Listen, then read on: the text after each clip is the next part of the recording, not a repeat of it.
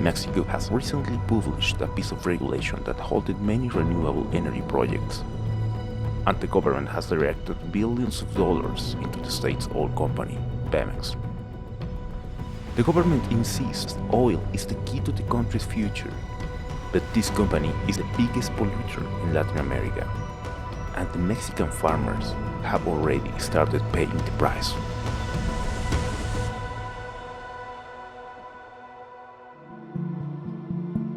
From 2015 to 2019, the total corn cultivation area in the country decreased by 4%, mostly due to the changes in the weather that made water more scarce.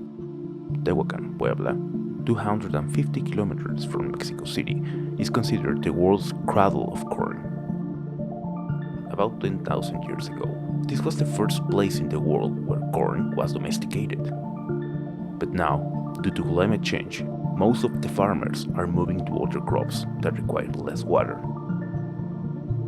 In this region, 1 hectare of field used to produce 4 tons of maize a year, but now it produces less than a ton. Mexico's temperatures will rise beyond the global average, up to 4 degrees Celsius by the end of the century, threatening even more the water availability and food production in a country where 75% of the soil is already considered too dry to cultivate.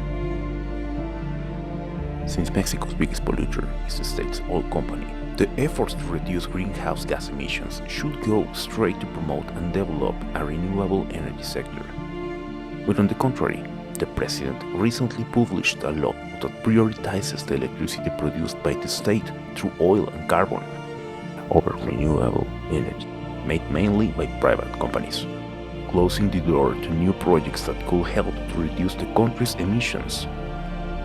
Now, Mexico is on the worrying path of not meeting its unambitious NDC of 22% by 2030. Sadly, the president's party holds the majority in the Congress and the Senate.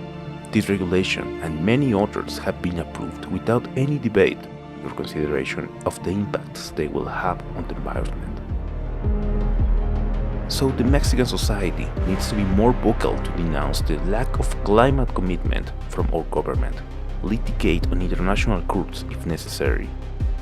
As a journalist and filmmaker, I will keep putting information out so the people can have certainty about the climate realities, to push our government to recognize the climate crisis and force them to act accordingly to the times we live in.